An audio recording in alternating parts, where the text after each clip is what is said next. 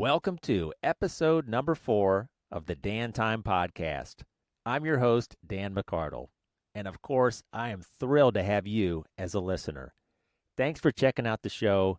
I am taking you through the Daniverse. Now, we'll jump out from time to time. We will talk to some people with different names, but right now, we're still in it, and this is an exciting episode, folks. If you came here to hear some storytelling, maybe came here to be inspired, maybe you just want to listen to somebody who's walked the walk and made a huge difference in his community, as I like to say, you're in the right place. Danny Zimmern, he is the commercial team owner, broker associate, senior commercial advisor, and recruiting mentor for Team Zimmern of Keller Williams Commercial in Pensacola, Florida. Danny is also the owner broker of Scoggins III, Inc. Danny has been at the center of many important decisions and different crossroads over the past at least 25 years in Pensacola. And if you take him out of the mix, the landscape truly looks different.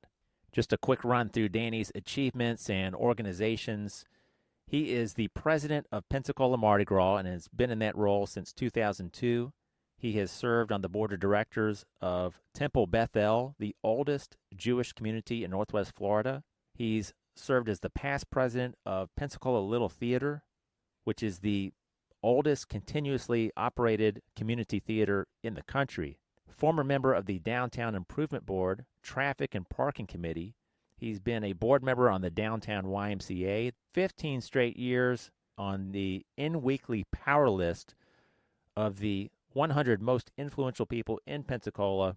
Danny likes to talk about making great friends, making and keeping great relationships, and that's what it's all about. And if you're enjoying the show, please hit the download button or the subscribe button, and you'll get the episodes as soon as they're released. I'm on social media at DanTimePod on X, the platform formerly known as Twitter. I'm DanTimePod on Instagram, DanTime Podcast on Facebook.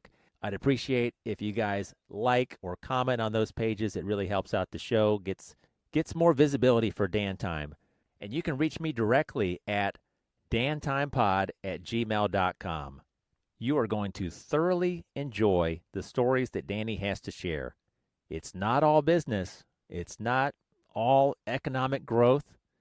You might have a love story in here somewhere. Now, one thing you'll notice early in the conversation, there's some white noise in the background, and I try to edit that out completely, but what you hear is the best result that I could achieve. So hopefully it's all right. We are a work in progress. It's still done is better than perfect here on Dan Time, and you'll hear it get better as we move along. But thanks for listening to the show. Let's get to my conversation now with the one, the only, Danny Zimmern. Right off the bat, I want to take you way, way back. Okay. To when you were 5 years old. Wow. This may have been your first business venture. On a hot August day. I don't recall much from when I was 5. Was I selling lemonade or something? This is from the Pensacola News Journal. You and a buddy, Harry Smith. Across the street. Harry lived across the street. You guys set up an orange juice stand, and the News Journal quoted you saying, "Hey, get your cool orange juice here. Beat the heat. Just a few pennies for a tall, cool drink." Oh, I love it. I was an entrepreneur from early on. Now, and I don't even remember that, but we grew up on Whaley Avenue. Harry was across the street from me, and he was something else. He's also been around forever, and we run into each other every 5 or 8 years somehow or another, and he really was a little older than me. But we had a lot of fun. I don't remember the orange juice story, but it doesn't surprise me. You know, I collected baseball cards, so the whole neighborhood, we traded and all that sort of stuff, and we got into where we would throw them, and the person that threw them the farthest would keep the other card. Man, we had some fun doing that because it was crazy. But it was great. It was sort of like a showdown in the middle of the street, you know, to see who could. And you had to put up, you know, if you had a Hank Aaron, they better have a Mickey Mantle or whatever, you know. So I learned early on about making deals. When you were at a young age, like you said, making deals early on, did you know that you had the fire in the belly back then for getting folks together? Was that already? I don't remember that, Dan. I remember wanting to have a lot of fun and as I got older, meet the neighborhood girls, and there were boat houses, so we could go hang around and do crazy stuff as kids. We had a lot of fun in our neighborhood growing up, but I never remember doing that. But I do have memories of growing up in beautiful Pensacola, Florida. My father was in business. He owned his own manufacturing company here.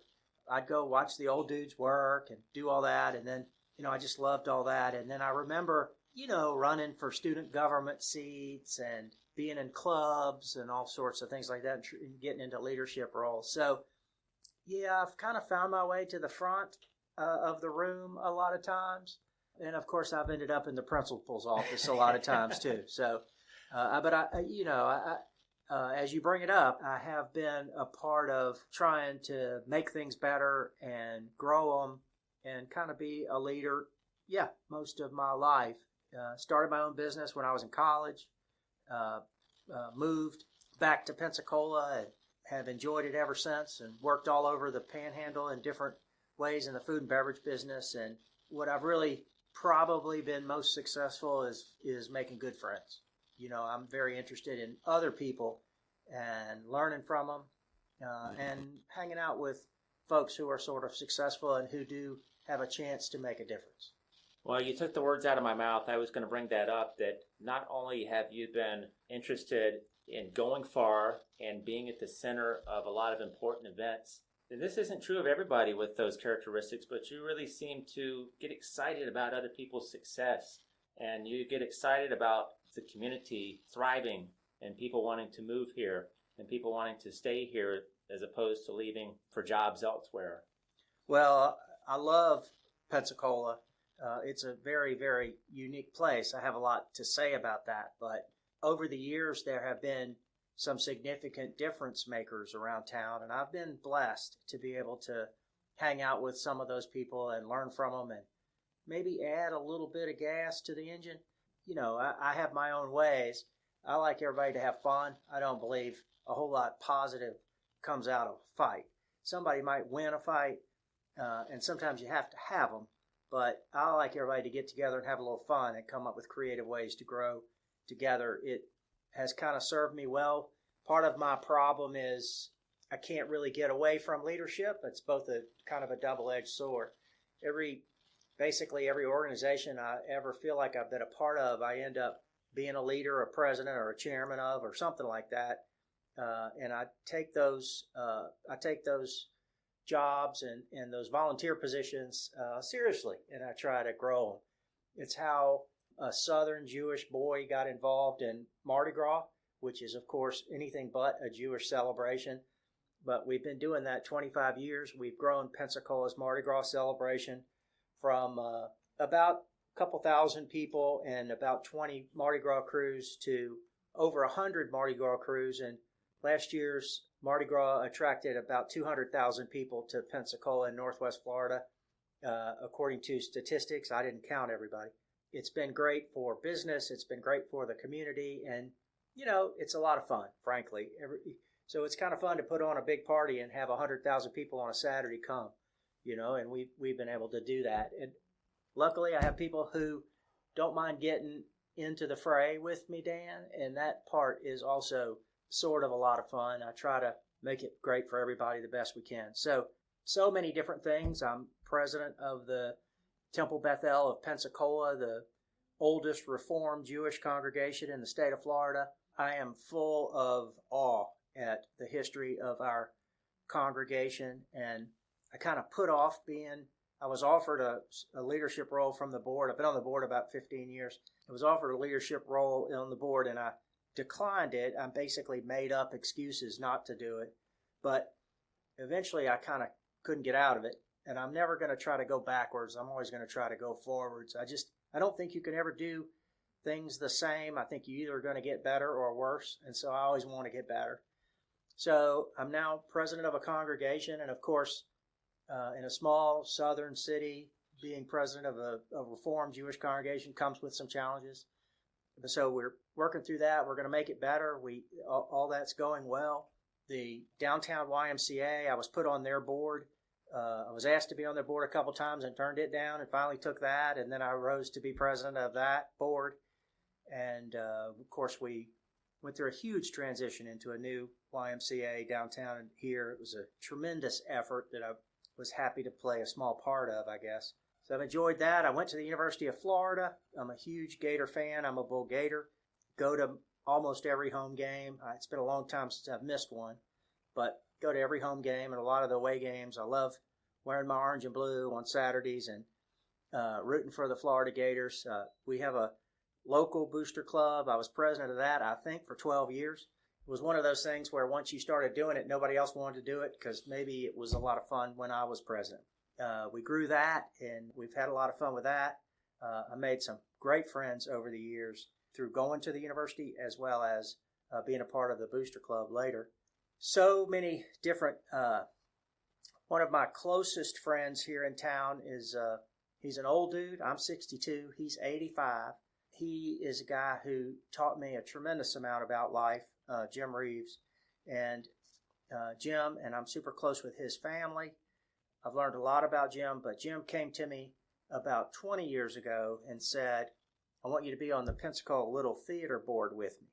And when I got on that board, it was a lot of fun, but Jim said, we can fix this. It was kind of a mess. The mortgage payment every month at the Little Theater was $26,000 or so dollars.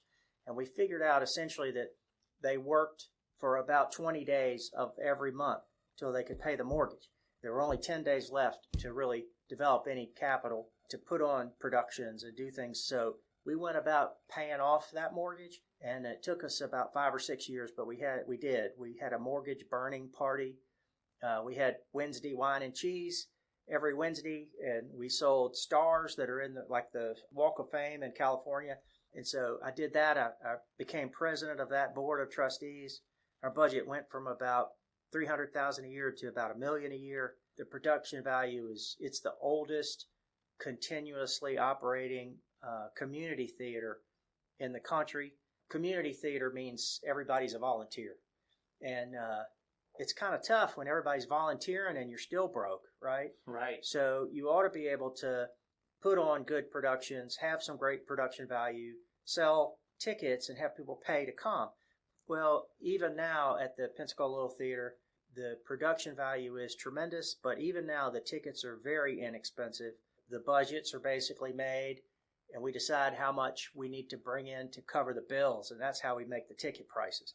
It's not about just raising prices to the shows all the time. We don't do it. Now, of course, prices have to go up $1 or $2 here or there, but you could sit in the front row at a Pensacola Little Theater production now, for about $35 for a ticket. I mean, on Broadway, they're $400, for a ticket. So it's a whole different deal. But all those actors and actresses and seamstresses and all that, all those people get paid. They volunteer at the Pensacola Little Theater. But as a part of making our community better, we have to have outlets. Mardi Gras is an example. The theater is an example. People want to enjoy their lives. Everybody has their passions. So with the arts, that's all arts, painting, acting, singing, dancing. With all arts, there's some people who like to act, and there's some people who like to sew, and then there's some people who just like to take their spouse to a dinner and go to a show and relax. And you have to have an outlet for all that. You have to have a lot of options in your community for people to enjoy, for them to move here. Danny, there's one quote that I pulled from the Pensacola News Journal. This is back in 2010, but I think based on what you're saying, this really still applies today.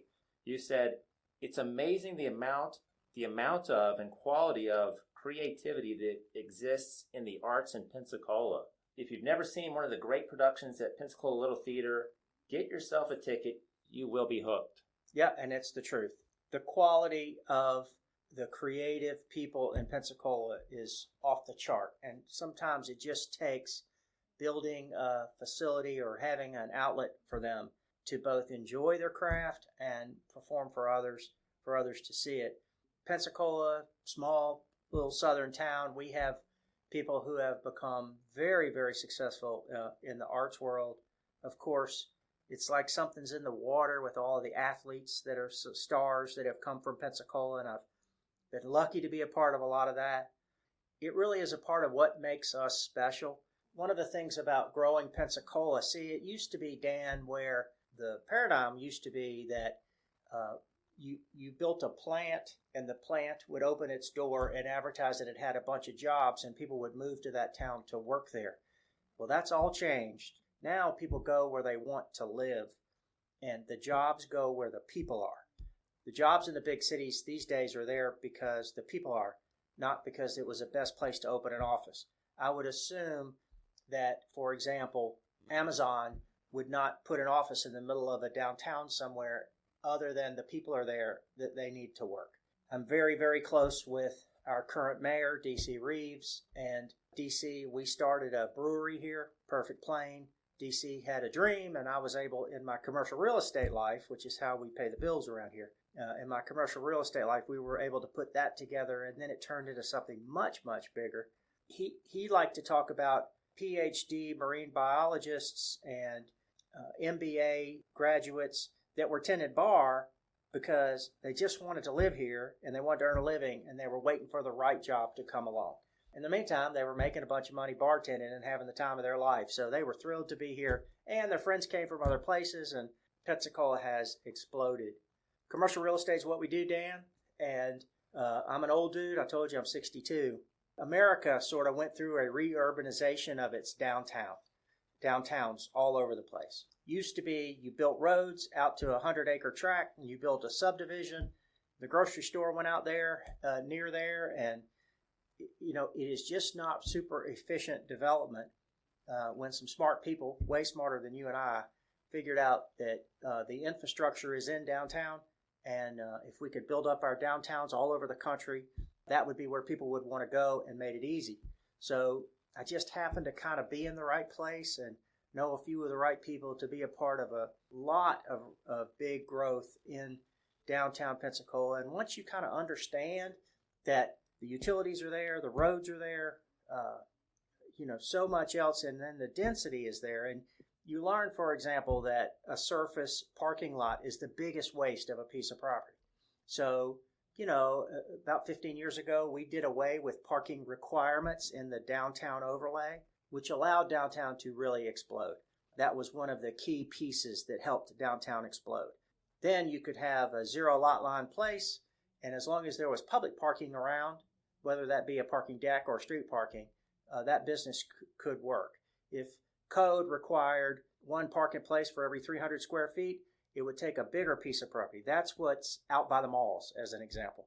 A piece of property with enough parking to handle that building. Well, in downtown, parking needs to handle all of downtown. So that's why there are community parking decks around, and parking has become another big topic of conversation probably everywhere in America. I studied that.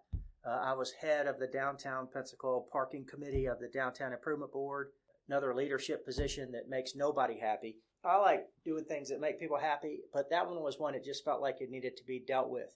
In Pensacola, we have been lucky to have a couple of really cool cats who were forward thinkers and were successful enough in their day jobs to bring some development and ideas and capital into Pensacola.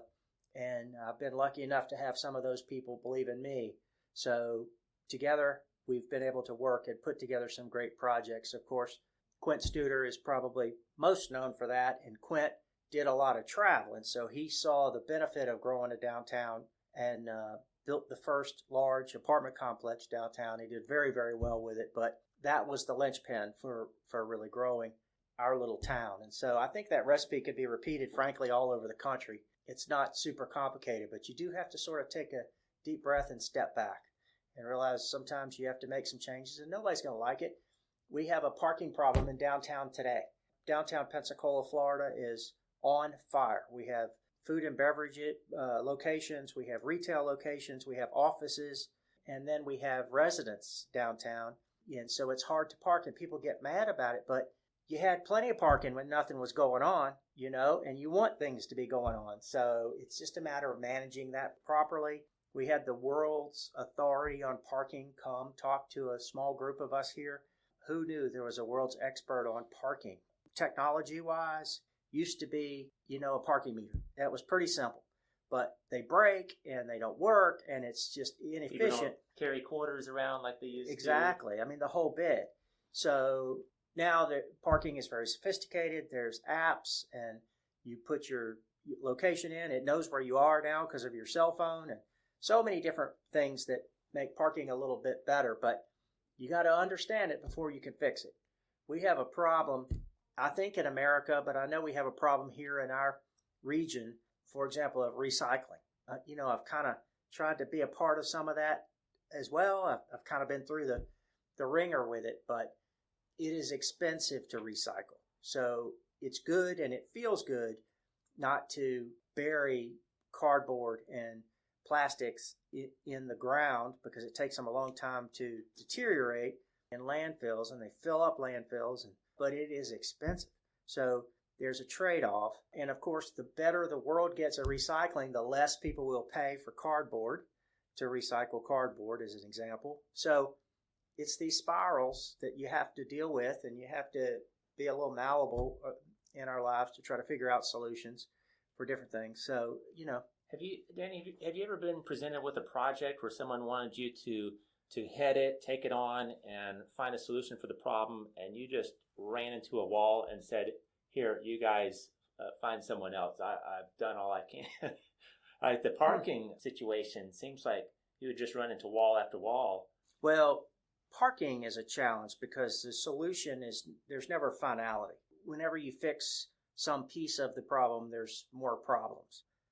I've been a part of a lot of projects, but in most of them, having a finish line is sort of important. It's the intangible sort of projects that don't necessarily have a finish line. It's like saying there's some crazy problems in our world today, like affordable housing, homelessness, that sort of thing. They're not necessarily related, but they are somewhat related. Those are hard for me to get my arms around because there's no real finish line. Or the fentanyl crisis. Drugs, even immigration. Mm-hmm. There's a lot of problems that we should try to fix. I try to focus down on positive stuff that we can. I'm kind of a one step at a time. I'm kind of a rising tide lifts all boats kind of guy, and I'm definitely a big tent guy. Everybody's welcome. I like to have a real diversity of people around. My political stuff is not necessarily the same as everybody's, but I do like to focus on projects or issues that have solutions. Do you ever find yourself seated at a table with different leaders, and you know that this person across the table recognizes that you guys are on opposite sides of the political spectrum, but they also know that, hey, I can work with Danny because I've always been able to work with Danny? Well, civility and discernment is something that's really missing at a lot of those tables, Dan. And I try to do that. I don't let anybody be ugly. I like to sort of think that you don't have to make everybody happy, but you can't make anybody mad. I like to think that. Sometimes it's inevitable, I guess. But I have been at some very complicated tables, as you put it, metaphorically, been at some complicated tables, and sometimes you cannot agree, and you've got to try to find the best solution. Have you ever interjected with a couple parties who are just hashing it out and said, hey guys, we're not getting anywhere? Have you ever had to be the mediator? Oh, hundreds of times. You sort of can't help it, if you're going to really be involved. If there's no problems, it's probably not a real issue, and that needs solutions. But, what you end up doing is sort of seeing that people have personal goals or agendas in the problem, not necessarily doing what they call right, but what it is right according to them and their agenda. So that is hard. We certainly, Northwest Florida is probably a lot like the rest of the world. We have politically sort of people come from two different places, or generally, but it's fairly civil around here. Generally, there are always crazy things where I feel like Pensacola has always had a melting pot characteristic to it. Yeah, I like to call us a big little city. we are kind of a little city that has some big problems sometimes. We've had blown up abortion clinics. We've had crime. We've had anti-Semitism. We've had protests. We've had all sorts of things that big cities have. But we know everybody in the crowd generally. So we're complicated in that way, but it's a wonderful place. I know much of the country is talking about Pensacola, Florida. I do a little bit of travel, not a ton, but I know, for example, I don't really want to mention any names, but a couple of billionaire landlords from around the country have come here and marched into the mayor's office and said, I don't know what it is. I have billions of dollars worth of real estate, but everybody's talking about Pensacola. What can I do here? How can I invest here? What can I buy? What can we do together? How can I help you? And those are great, great problems to have. But Pensacola is kind of on the map. Northwest Florida. Nobody knows this better than you, Dan. We like to kind of call ourselves L.A. That's Lower Alabama. Right.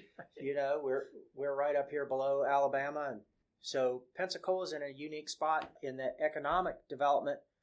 We fight with Orlando and Tampa and Miami because they're our state, but we also fight with Mobile and New Orleans and Biloxi, and they offer their own sets of incentives, and we don't have anything to say about that. We have something to say about Florida incentives, but not about our neighbors. So we fight both directions around here to do it, and we try tourism. We have the world's most beautiful white beaches as a function of where we are in the Gulf of Mexico. All the fine sand ended up on our beaches just by the flow of the tide, and our beach is just spectacular here on this little north Gulf Coast, northern end, in the Panhandle of Florida, and in South Alabama. Same sand. And so, a lot of the natural beauty, if for some of you listeners who've never visited the area, a lot of the natural Florida beauty is captured on our beaches because we do have protected state park areas and the Gulf Islands National Seashore. We do. They'll be there forever. None of that's going to get touched. And, today we feel sorry for our Florida neighbors who are going through a tropical storm, a hurricane. When it hit in the Tampa area. I'm still learning more about it. It's kind of happening as we speak. Yeah. But today, we've been through our own crises like that, and we've had to learn, and we've come out better, Dan, I think, most every time. Sometimes some of the bad gets wiped away.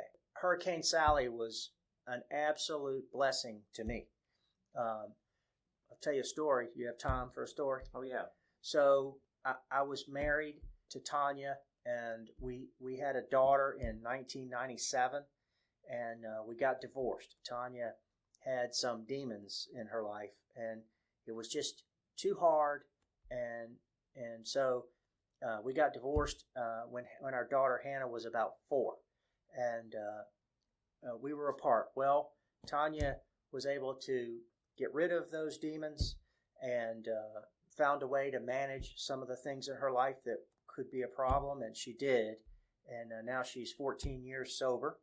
I always worried she would sober up and fall in love with somebody else, and of course she did, but I always loved her.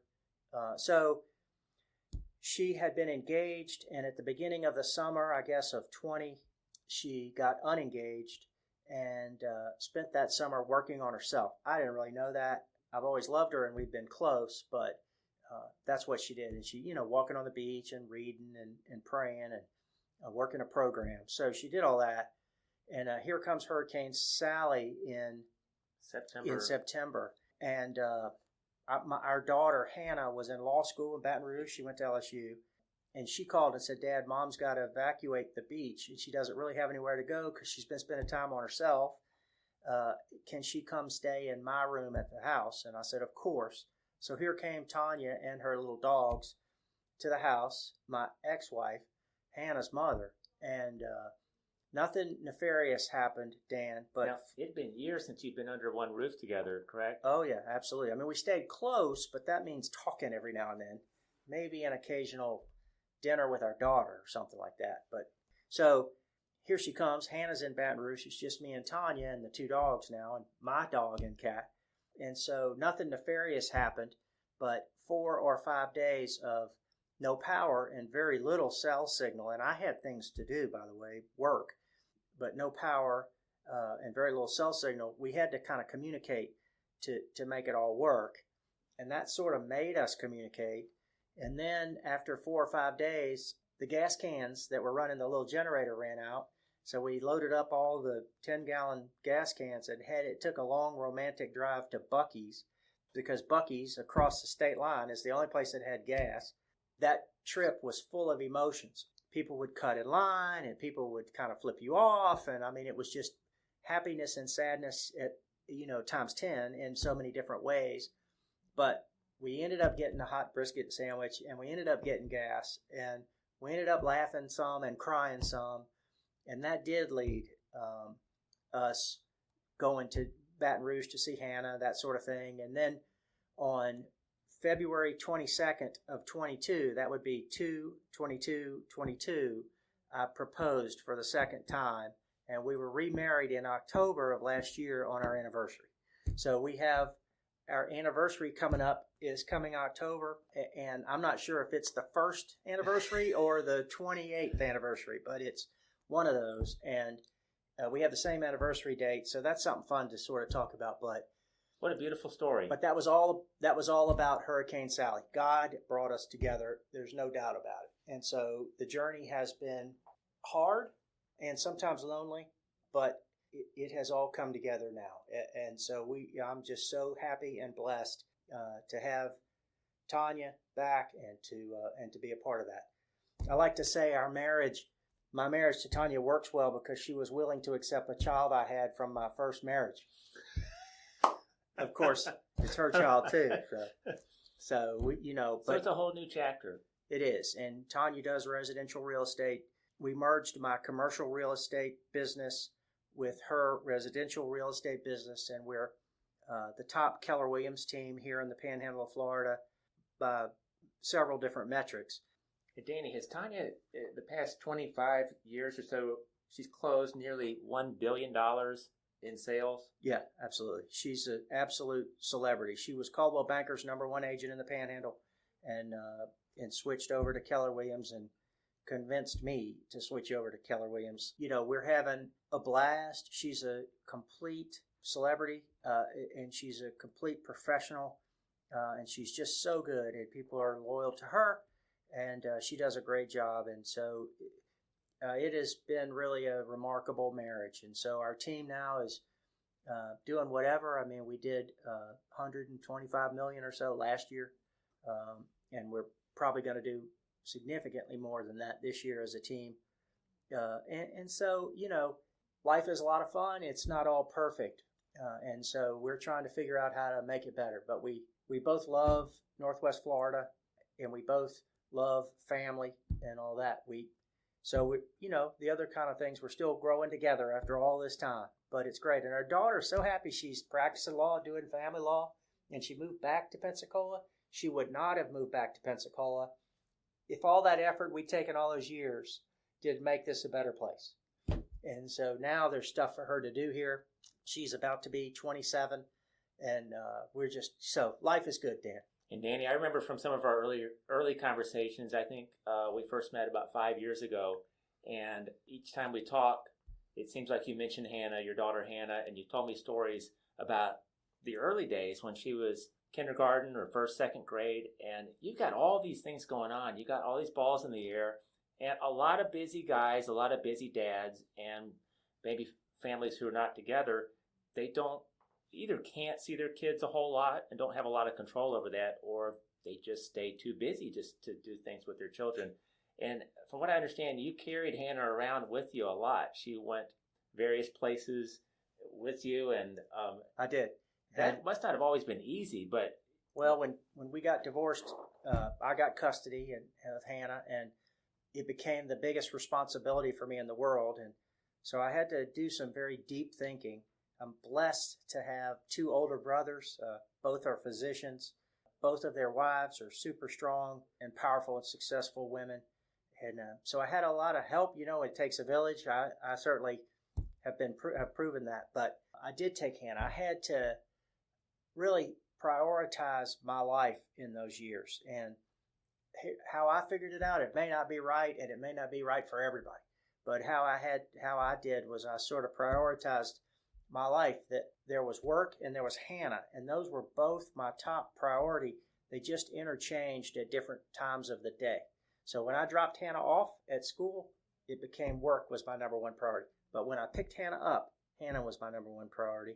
And then 3, 4, and 5 were always never 1 and 2. So number 3 for me was always, I had to take care of me, because if I wasn't around, I couldn't do 1 and 2. So I made time to go to the gym, and I would take Hannah to the gym, and she'd go in the kids zone, and I'd go do what I did, and which was basketball. You love playing basketball. Yeah, which was basketball. And there's a lot of stories about that too. But I would bring her to the office sometimes. When school was out, she would stay with me. We would go to things, and I took her to a lot of meetings, particularly when it was sympathetic people I was meeting with. I knew it would help me sell some real estate, if I had to show Hannah who I had to buy shoes for, So we had a lot of fun. She had a unique experience. I do think I've really grown to be a significant fan of having a pretty strong male in the family. I know it can't be the case for everybody, but I think it's important if at all possible. And I really encourage everybody I run into to be a part of their kid's life. Men I run into, women of course, but men to be a part of their life. And you're a leader, and I know your kids watch you and they see how you act, and you can't do something and say don't do that, because they're going to do what you do. I mean, that's just how it is. When a child observes his or her father, and that's everything from how he talks, how he speaks to other people, the clothes that he wears, how he walks, when he gets mad, how he laughs, all that stuff they see, I think you agree, that's how they think that all men should be. And so if their dad's not taking care of himself, that's also reflected in how they think that how adults behave. Well, I think it's good for us to realize, I like to say we all work for somebody. Everybody works for somebody. A lot of the time I've worked for Hannah, to make her life better and to show her maybe a little bit about life. But I've worked for Hannah. But we all work for somebody. It's not just the guy that signs the check, but we should all report to somebody. I have a basketball story about that if you want to hear it. Absolutely. So, played basketball at the YMCA as a older dude. I was, I ran my mouth a lot and had a lot of fun playing basketball. You can get a lot out of you at basketball. It's competition, but you really learn about other people and how they, do they play defense or do they cheat or, all those sort of things. You learn about people. So one of the guys at the YMCA, I played between 3 and 5 days a week for 20 years, maybe even more actually, but forever. And so one of the guys at the gym said, hey, there are these leagues in the city that are kind of open leagues in the spirit of you just play. So it's not an age group. It's not a certain level like an ABC player or anything like that. It's just open. So it means it's the best players in our community. And he said, why don't we put a team in the league? So we figured out how much it would cost, and it was about $500. So we said we get 10 people, that's $50 a piece. So we asked basically the 10 best guys in the gym basically to play, and candidly about half of them didn't do it. So we picked up some other guys that did do it, and we lost that year in the City of Pensacola championship game. We finished second in the league for the year, but we didn't win. It was close too. The game came right down to the end, but we didn't win. And one of the guys that did play on our team was a guy who went to the University of Alabama, Birmingham, played basketball there on scholarship, and he worked with what then was Gulf Power. Now it's Florida Power Line, but he was Gulf Power, and he was in charge of generation for all of Northwest Florida, generation of power. Yeah, so he had a big job on the top floor office corner suite. And I said to him, his name was Mike, I said, Mike, some of these guys couldn't afford it. And I said, why don't you and I just split it, and then we'll pick the people we want on our team. And he said, okay, that was easy. It was about a 5-minute conversation. So we did, and we picked the guys that we wanted. It said it doesn't cost anything to play.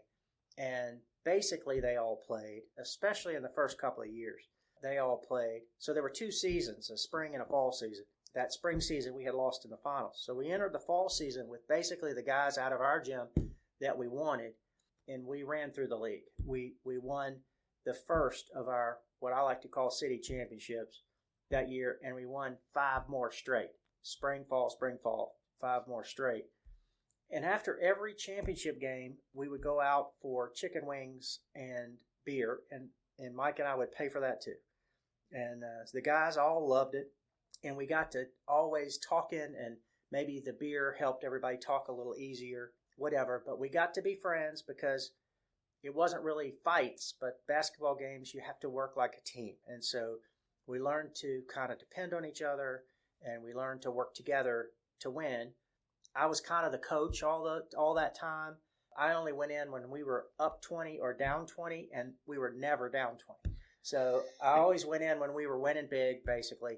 And then everybody else was tired, and they'd pass it to me all the time. And so it was great for me. I loved it. I felt like I was a star. But all of those guys basically had been celebrities in high school, everything basketball players in Pensacola as they went through, celebrities in their school, best player in their school. And they were celebrities, and they all got college scholarships, and virtually all of them blew it. They lost their scholarships, whatever, and they came back home, no degree and really no training and really nowhere to go except back to basketball. And I realized after about the 3rd celebration dinner, it dawned on me that the common denominator of all those guys was that they basically didn't have a strong role model, a strong male role model. And I said, well, here we go again, right? Here's Danny. I said, I can help some of that.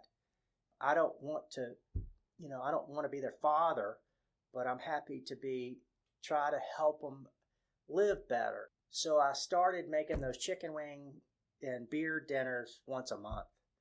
And I brought in people to speak to them, to sit at the table and drink beer with them.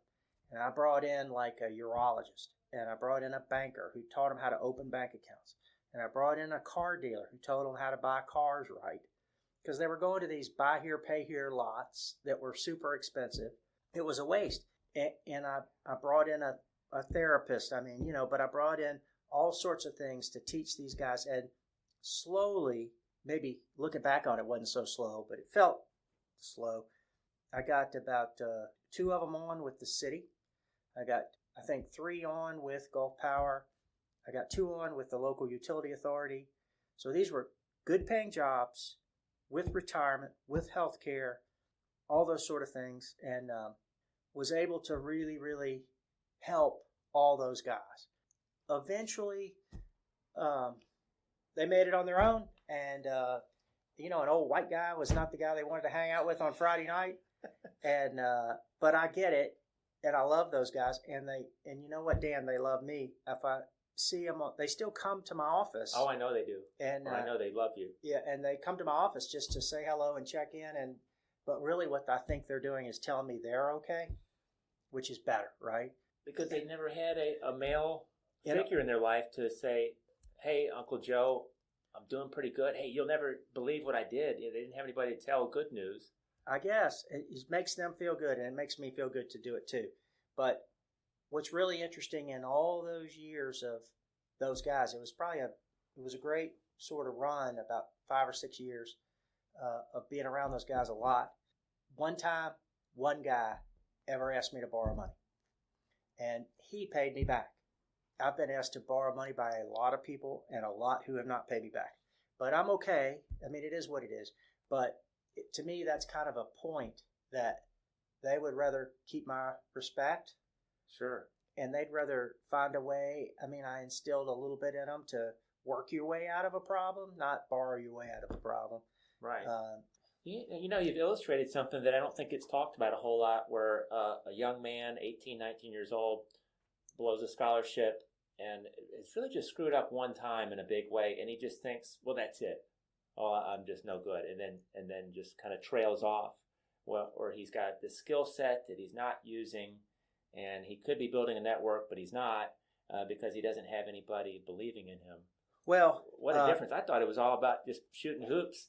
Well, it's a little bit societal. When you're in high school and you're the big man on campus, it's hard to go to the next step and not be the big man on campus, to be being told what to do when you don't really want to do it. When you're the all-star on a high school team, you probably don't run the bleachers when everybody else does. And you probably can be a little late to practice and that sort of thing. But you're the star of that high school basketball team. But when you get to the first step of college, it's a little different. I had one guy on our team. It's a crazy story. He is the greatest guy deep down. Now everybody's got their own life, and he's a little interesting, but he grew up in Chicago, and he was an all-star basketball player in Chicago in high school, and at the arch enemy high school across town in Chicago. Now, this is not Pensacola. In Chicago, the arch enemy school across town was where Dwayne Wade played. And so our guy here, BG, was on on his team, and Dwayne Wade was on their team.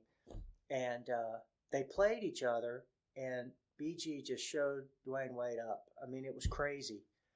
But towards the end of BG's senior year, he broke his ankle playing basketball, and he quit. He quit school. He quit everything. He never graduated. Dwayne Wade, of course, went on to Marquette and pro fame. BG, just was lost when he lost the thing he had, and he never recovered, really. Now, he did recover, and he's a manager now at a big retail business. He's doing very well. But he was a part of this journey to help him realize how good he was at life. And he was easily the best basketball player around, not in a great way, not in a one-on-one kind of way, but what it takes to win as a team. He had it. I'll never forget, Dan. That guy played against me in the gym for 5 years maybe, and he killed me. I never could score on him. Now, he was a great player, and I wasn't, but he didn't look like he was working very hard, and he would block my shot all the time. God, dog. And so we got on this team, and I got to be the coach, and I got to be the guy that was kind of watching out everybody. And we go to the gym. This is after about a season and a half of playing the league. And BG goes, Dan, I got to tell you. I said, what? He said, you know that before you shoot, you spin the ball in your hand. And I said, no, what are you talking about? He goes, yeah. Every time when you are going to shoot, you spin the ball in your hand and line the laces up. And I thought, I'll be a son of a gun. I never thought about that at all my life. But the whole time guarding me, if I didn't spin that ball, he knew I wasn't going to shoot. But the minute I spun it, he got in my face and blocked my shot all the time. He had such a mind for basketball. It is. He still does. It's amazing. And I told him that. And I got him to coach a little league team. A team of little people's team. They were great. He made all those kids into something. He's still got some of those fathers who talk about him. It's just the kind of stuff. But basketball, you learn a lot about people. We've had a lot of stories around here, Dan. Danny, it's just listening to these stories. I have at the top of my notes, and I don't remember if I said this earlier in our conversation, wants others to thrive and succeed. Now, that's before we sat down in this room. And that's really been the hallmark of your career from my perspective. Everything you do is about community and about building others up. There's a lot of talent here. There's a lot of talent on the sidelines. I'm just blown away. I like it. I knew you played basketball at the Y. I didn't know anything else about it. Yeah. Well, I'm just picturing Danny running down the court. Oh, yeah. Pulling up for three. Oh, yeah. And that's exactly what I did. And, they went in pretty much more than they didn't. I was a good shot because my theory of getting open is if you stand still long enough, the guy guarding you will leave. But, I got in. It kept me in good shape, and it kept me healthy to be a parent, and it kept me healthy. And it would clear your mind. You can't be thinking about other things when you're playing basketball. I do play golf. I play tennis. But you think about other things doing those deals. Tennis, not quite as much. But golf, you spend a lot of time between hitting. I really find My golf game's gotten pretty good as I've gotten older. I kind of believe that if you think about other things when you play golf, you don't play as well. So you got to have a good mind. It doesn't feel like golf should be so much about your mind, but I think it's the difference of the guys on tour. The difference in when they win and not is where their head is, to be honest with you. I think their swings are so good, all of them, that it just really matters how their attitude is that week, I think. I'm not sure about that. But, I have some experience with that too. With pro golf, I worked with Jerry Pate, who won the U.S. Amateur and U.S. Open. I ran the country club here. I was the general manager of the country club at Tiger Point. I focused on the food and beverage stuff, and we built a new clubhouse. And Jerry was playing, but he was commentating for ABC. And so I got to travel with him a little bit to pro golf tournaments, experience some of those guys, and experience some time with Jerry. So it was great. Danny, I wanted to talk a little bit about Pensacola Mardi Gras. I know you've been the president of the organization for over 20 years, since 2002.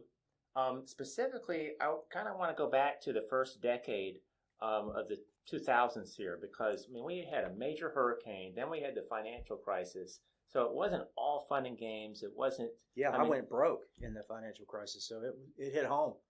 How were some of those years where you're trying to plan a big event like that, and it's 2005 or it's 2009, and it's a down economic year, and your head's in another place? How did you get through some of those times? It was a challenge from the beginning. I like to say we started with very little, and we still have most of it, but we started with very little. And again, that philosophy of you got to either get bigger or smaller. You're never going to be the same. So we always tried to get a little bit bigger every year somehow. Never always knew what that meant, but we tried, and I think we've been pretty successful. Pensacola Mardi Gras has been a real joy, a real labor of love. It's fun. It brings people together. Everybody's basically smiling. It comes with some drama. When we started, there were about 15 or 18 Mardi Gras crews here in Pensacola, 15 or 18. Today, we can identify over 100. The parade, we used to close the streets. There was nothing going on downtown.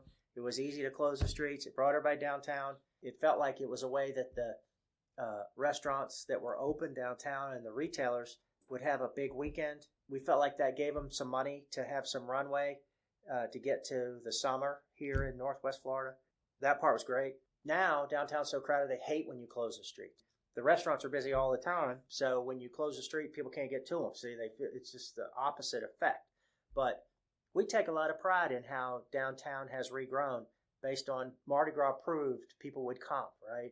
So, the reason those crews have expanded is those 15 crews have a couple people that run them. And every crew has a couple of people that kind of run it. And they get crew members who go, I could do it better than you, and they spin off. Or, they get in some kind of argument and they spin off. And so for us, a little bit of drama in those crews helps us grow. That's how we have more crews, really. Very few people come to town and say, I want to start a crew. It really is somebody who was in another crew and wants to do it differently or better. I love Mardi Gras because it's about the big tent. Everybody's welcome. On July the 4th, everybody is red, white, and blue. But in Mardi Gras, you have a crew that is into whatever it is you're into. You're 30 to 50, or maybe sometimes we have a crew that has 400 people. But you're people that are in your crew who are into whatever it is, and you do it all under the umbrella of Mardi Gras, but you get to be yourself.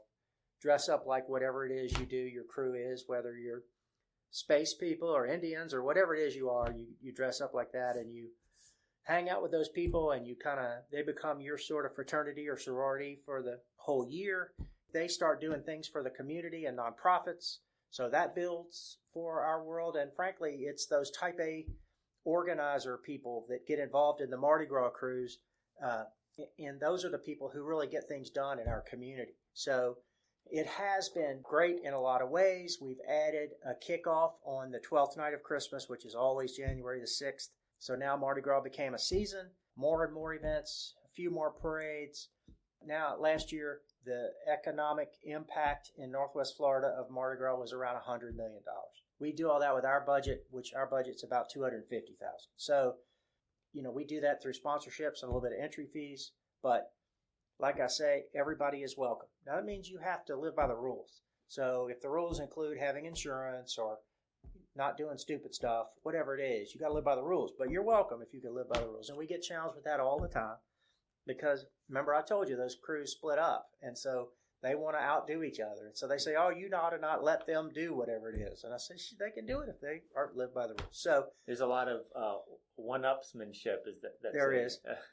Amy Newman has a big part of that, Dan. Amy Newman, my assistant, has been with me for 25 years. Yeah, I was going to mention Amy. Yeah. She's from Louisiana, so she had a little Mardi Gras in her blood. And we have been together. She's just so special as a part of all that. We're all getting older. When we started, our kids were real young. So the last float in the parade was our kids. And that was really the payoff for us. Now, I could tell you how we got into it if you want to know, but the payoff really was that our kids could be in the last float. And if we had enough money, we could buy the beads for them to throw. So the kids just loved it. And that was really kind of why we did it. Then the kids got old and, went off and did whatever. And some of them have had more kids and, it's cyclical. But anyway, that's a part of Mardi Gras. We pride ourselves on Pensacola being a family-friendly Mardi Gras. The Grand Parade, which is the Saturday before Fat Tuesday. The Grand Parade on Saturday. Last year had about 100,000 people. We have a little line on every parade application that says how many people parade with you. So it's not scientific in the spirit of people can write whatever number they want. But we do add those numbers up. And last year there were 6,500 people in the parade. So it's if that number is true. So it's a big, big event. It's the biggest day in downtown Pensacola. And it's what a lot of Pensacola has been built around. We proved big events can happen. We proved our police department is good. We proved people like to have fun. And there's a lot of benefits to what Mardi Gras does. It's bigger than just one big day. It's been an interesting journey. We could do hours about it, but it wasn't long. Maybe after the 5th or 7th year, something like that, we got a call from an advertising agency in New Orleans who said to us, we represent Zatarans, and Zatarans hears you've got something cool going. We want to be a part of that as a sponsor. And that was the day we said we're on to something. We didn't go after them. They came to us. Now, ultimately, we couldn't do it because we were too small. We couldn't really provide them with what they needed in return for a sponsor. It was different at the time, what you have to do than today. And we've learned all that. But we couldn't provide them with the exposure that we didn't know how to count exposure at the time. Right. We didn't know how to do that. We were kind of a band of volunteers, and we just sort of put it all together and made something fun happen. Now we've gotten professional with advertising agencies and all that sort of stuff. So Publix is on board as our name sponsor in a big way, along with some other sponsors who have jumped on board, and they tell us it's the best thing they do all year long. And usually when they say that, it means it's fun for the whole family. Everybody from mom and dad, they're having a great time, and the kids are having a great time. Where there's some events where I can imagine the kids are not having a lot of fun because it's too crazy, too unregulated. It is, and there's barricades over the parade route. The balls are inside buildings. We try to keep everybody as safe as possible, but to see the kids at those parades with the beads and some candy, parents may or may not like them having, but really exciting for them. It's really a wonderful day. And then it's hard to explain, Dan, the energy that the people who are in the parade also have. There's just something about 100,000 people, maybe not always, but 100,000 people or whatever it is, 50,000 people yelling, throw me something and screaming at you and whatever. And you're with your friends and you probably have an adult beverage maybe, but we still pride ourselves on family friendly. We don't let people dress too provocatively, and everybody loves those stories. And so we fight that. Even though you've been doing it this long, every year, do you still, get goosebumps or just the electricity in the air? Is it still exciting for you? Oh, there's no doubt about it. There's no doubt about it. The energy is just great. And Dan, I got to tell you, it's good to be me and kind of be in the middle of all that, and talking with media and talking with city leaders, on our blessing of the fleet, which is what we do with not all, but we limit it to about 30 floats, and we park them, and then we have a father and city elected officials basically, and we do a royal processional, and we bless all the crews, and the father says something like, "May your hearts be warm and your beer be cold, in the name of the Heavenly Father," something like that, and he throws holy water on them, which I would like to say is wild turkey, but I'm kidding about that. But and they're blessed, and we have had a safe Mardi Gras season, knock on wood, and seasons we've been really, really blessed with that. But the royal processional is the mayor and the police chief and the sheriff and the fire chief and every county commissioner and every city councilman just about, and our state representatives and even a senator or two. And we've even had, some celebrities join us in that royal processional. It's sort of fun. Yeah, it really is great to be in the middle of that and bring joy like that to people here in Pensacola. And, I got to tell you, selfishly, people thank me all year long, and that feels good too. Absolutely. We have a weekly print publication called In Weekly here. It's a newspaper, printed weekly, and it's been around forever. And 15 or 16 years ago, he started a list of the 100 most influential people in Pensacola, and I've been on that list every year. I was reading that. Yeah, and every year since, and I still am, thank gosh. Now, no disrespect to the current mayor or prior mayors, but I've heard you referred to as the unofficial mayor of Pensacola. I don't know about that. Do you accept that? I do not accept it. That means I got to fix people's parking ticket. I'm not doing that. But I've been on that list forever, but they always put Pensacola Mardi Gras. And then some years they put real estate, right?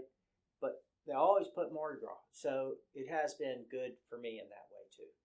Well, and Danny, for people listening that have never been to the Gulf Coast, what's the website if they want to just check out PensacolaMardiGras.com? It is, PensacolaMardiGras.com, all one word, except for the dot and the com. Yeah, so we're in August. You got plenty of time if you want to plan a trip in the off season to Pensacola. Our beaches are beautiful. The weather is, you're kind of taking a shot, but sometimes we have some beautiful weather that time of year. Usually. Almost always. Yeah, almost always. We've had some fun experiences with that. We had There have been some mornings where it's the Grand Parade, the morning, and the weather is just horrible. Oh, yeah. It doesn't happen much, thank gosh, but it has happened a couple times. We had one famous year where it was raining and storming, and all the floats don't come out, but nobody wants to miss that big day of the Grand Parade. So a lot of the floats came, and the local ABC affiliate WEAR-TV, ABC3, their weather guy has the sophisticated equipment. He's of course a friend, so he's at the station telling us, and he said the parade rolls at 2:00 on that Saturday, and he said, "Okay, you're going to have from 1:45 till about 2:45, and that's it." He knew, so we had to get basically a 4-hour parade into that hour. And the videos of that parade are hilarious because people are like running down the street to keep up with their float. But we got it done, and we got it in. We called for a driver's meeting on a corner, passed the word up and down the lineup of 220 or so entries. Danny, that one line, we got it done. And we did. How many situations can you apply, we got it done, to difficult problems? I know on your bio page, you remind people that you're basically one phone call away if they lean on you to solve a difficult situation. I feel like that. I feel like if the solution is reasonable, I can get it figured out and accomplished. If it's unreasonable, nobody can. And of course, like I say, in the recession of 8, 9, and part of 10, the problems were not with anything I could fix. It was a national sort of problem. And in a real estate development, I just went over a cliff, and there was no rope. But most of the time, if there is a problem or if there is a challenge, I do feel like through both connections and creativity, I can find a way to try to make it better somehow. Sometimes there's just medicine that either I have to take or somebody has to take, and I've lost plenty. But you know what, Dan, you learn more from your losses than you do from your successes, and try to do that, But I like to say, if you're not at the table, you might be on the menu. Yeah. So I try to be at the table as much as I can. Well, Danny, I usually do a lightning round. I may trim the questions because wow, and we could do another episode easily. I have some just fun questions I like to ask my guests, and they're all different every week. Okay. But I know you're a big Florida Gator football fan. Do you have an all-time favorite Florida football player? Well, interesting. I think most Gators would talk about Tim Tebow, but for me, it was really Wilbur Marshall and Percy Harvin. They were in different times. Percy Harvin was amazing athlete and an amazing kid. I got to meet him a few times. Wilbur Marshall was just a brute. He changed so much at the University of Florida, beating USC that year. It was great. So those are the two that come to mind. And there were some great teams in the 80s that people forget about before Spurrier. They just ran into those sanctions and couldn't. I think they won the SEC. Well, Swamp King's on Netflix now. I don't know if you've seen that, but it certainly is interesting to talk about the Urban Meyer years. Urban knew how to win. I'm not sure everything he did was so great, but he knew how to win. If you could think back to a favorite championship game, would it be a Florida football championship game or Florida basketball? Interesting, because I went to both. There were 4 or 5 years where we were in every national championship, For me, it was the Florida versus Ohio State game in Phoenix for the national championship of '06. It was just an amazing experience for me. We landed in Phoenix. In Phoenix, you have to take a bus to the rental car place at the airport there. And we got on the bus, and there were about 6 or 8 Florida fans. Everybody's in their stuff. And the rest were Ohio State fans. And Florida had sort of snuck into the game. They weren't really supposed to get in the game. And then on Selection Sunday, it happened. Florida sneaks into the game, and Ohio State was the number 1 team in the country the whole season long, killing everybody, playing great. And the people on that bus were talking about they had made their reservations like in September of the last year. So they were just talking about they knew they were going to be there and all that stuff. And I'm sitting there, feeling so sorry, but I felt like it was going to be great. And then we went to the pep rally the night before the game, and Urban Meyer's on stage, and he goes, "You know what? They asked me in the media if we had a good practice today." And he said, I lied to him. He said, I told him, yes, we had a good practice. But he said to us at the pep rally, it was me and 15,000 of my friends, but he said, but we didn't have a good practice. We had a great practice. And then we went back to the hotel after the pep rally, and at the deck by the pool of the hotel in Phoenix, the whole team was out by the pool in their gym shorts, running through plays and by themselves without coaches by the pool. And I said to Hannah, who was young then, Florida's going to win. And the game, like the first play of the game, the Ohio State guy runs a kickback for a touchdown. And he was so excited celebrating, he got hurt. He was their best receiver, celebrating this first touchdown. And it was 7-0 before you really got in your seat. And it was like Ohio State was going to blow them out. And Florida won 41-14. It was. I think I remember that. It was over and over, just beating them and beating them and beating them, and they all left, and all that. It was epic to see those Ohio State folks. Yeah, So anyway, that was the one that was the most fun. We went to Indianapolis for the basketball national championship. We went to Miami where Florida played Oklahoma for a football national championship. All those were great. In fact, we were in the box next door to Bill Clinton in that game, and it was the craziest thing. It's another story, but it's another podcast. Did you get to meet the former president? I was from me to you from him, but there was a piece of glass between them. He was in the suite next door, piece of glass, and that was crazy. It's a good story. We got the tickets. I actually horse traded some tickets with a ticket broker guy that I worked with all year, and could get you in the suite. And he goes, last time in that suite, there was some movie star. He said, so you never know what's going to happen. So I said, okay, this will be great. So we go up to the suite, and standing in front of the suite door are two guys with M16s in camouflage fatigues. And it's like, you're thinking, this is somebody, I don't know. Right, exactly. I'm thinking, well, heck, this is whatever. And they maybe see your driver's license to make sure you're the guy. I mean, it was not just an ordinary walk into a suite. So we got in, and the game, there's warm-ups and stuff. And I said to Hannah, I'm going to go to the bathroom. Well, you go. See, when you're a single dad, you got to go into the bathroom's complicated. So after a certain age. Yeah. So I had to work that out, right? She's been in many men's bathrooms, even though it was 20-something years ago. Today it may not be anything special, but back then it was quite a challenge. So, but we went to the bathroom, and we walked out of the suite, and there's about 15 guys with M16s and military fatigues. And I went to the bathroom, and there's a guy in there with the M16 standing there, God, I wouldn't have wanted that duty. But anyway, so we came back, and the next thing you know, we're in the suite. The next thing you know, here comes President Clinton in the suite next door. And it was a complete circus. I've never seen anything like it, even still, and I've seen a lot of stuff.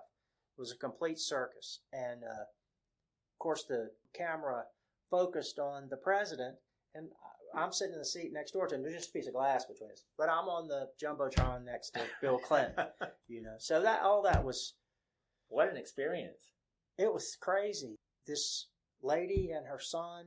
The son was didn't have his leg. I don't know the dynamic, but they came down and kind of got right in our laps, and she took her son's leg off to hold it up and show him. She was trying to get, I guess, the president to meet her son or something. And I mean, it was just a circus. The whole thing was a complete circus. And we would watch they would bring him food, and somebody would taste it first before he would. I mean, the whole thing was just crazy. Stuff to be that close to the president of the United States like that then, like I say, it's a different time now. But anyway. Something you'll never forget. Oh, and the women were throwing themselves at him. It was crazy. It was crazy. Now, what year was this again? Or around? 06. I mean, this is an off year, not an election year, or I guess it's a midterm year, but Hillary wasn't anywhere near him. Yeah. But these women were like throwing themselves at him, leaning against the glass, and I mean, it was crazy. It was the biggest circus you've ever seen. All right, some really silly questions. What would you rather grab a handful of and just shove them in your mouth? A handful of Skittles or a handful of M&Ms? M&M. Even though I can't really do it, I'm a type 2 diabetic. If popcorn was a choice, it would have been popcorn. That leads me to another one. Food that you love, that you just absolutely love, but you just can't eat it, or you can't eat a lot of it, or very often. Probably oysters. Love them, but they're hard to get, and you got to be careful now when you eat them, and but oysters. When I go to New Orleans, I eat oysters about 3 out of 4 meals or something. So, and I think we covered it, but we may not have used to run one of the original oyster bars in Pensacola in the mid 80s. Yep. Early 80s. And there was an oyster bar at Seville Quarter that's not there anymore. Is that right? I think it is. Or it's just not exactly an oyster bar, but it is there. But I did run that too. That's exactly right. We had a hot sauce collection, and we had a lot of fun. If those walls could talk at Seville Quarter, boy, I tell you. That's another destination. Again, put Seville Quarter on your list of places to see if you come to Pensacola. 55,000 square feet, 7 bars under one roof. You'll never have an experience like it, no matter if you come late night, middle of the day, middle of the evening. A lot of people know it as Rosie O'Grady's. You may not listen to much music or have a lot of time, but do you have a favorite genre or an artist that you like? I like kind of dance music, so I don't like some of the bad rap. If you turn on the radio right now, what the kids are listening to, do you hate it? Are you okay with it? Or do you really like it?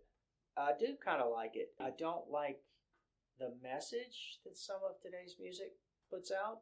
I don't really like that. I don't think it's helping anybody. Last year at Gator Growl, which is the pep rally before Florida's homecoming game, they had Flo Rida. And that song, whatever it's called, Boots with the Fur, it's not the name of it, but that's the song. That was the most fun. And I was lucky enough to kind of be right up by the stage. And I mean, it was I've never seen a crowd of people as into it. I'm not a tremendous concert guy. I've been to plenty, but I've never seen anything like that. That was exciting. And when you're not in Pensacola and you're somewhere across the country, is there a place that you like to visit every so often? No surprise, New Orleans. I love it. And, I've kind of followed their Mardi Gras history and their Mardi Gras traditions and some of the things in the city. So I frankly could probably be a Mardi Gras tour guide in New Orleans. Even though I never get to go to New Orleans for Mardi Gras, I go either before or after and get to see it because I'm too busy doing Mardi Gras here. Danny, this has just been a great conversation. I appreciate you taking some time. We've taken a lot longer than we thought, didn't we? We just got going and it didn't stop. But, well, let's hope people pay you by the minute to listen. Right. Well, everybody, please check out Pensacola Mardi Gras. If you are looking to purchase real estate, commercial real estate, Danny is... Yep, or residential. Our team, we do it all. He's part of Team Zimmern, and that's Tanya Zimmern on the residential side. Danny is head of the commercial side. Guys, remember, when you're out there day to day, keep your eyes open, keep your ears open. You're probably around people that you can impact, and you just don't know it. So if you're playing sports, if you're in some activity group, and somebody looks like they need a hand, they need someone to listen to them, they need someone to give them a push, and you can be that person, be that person. All right, that's it for Dan Time this week. We'll see you next week. Thank you, Dan. Thank you, Danny.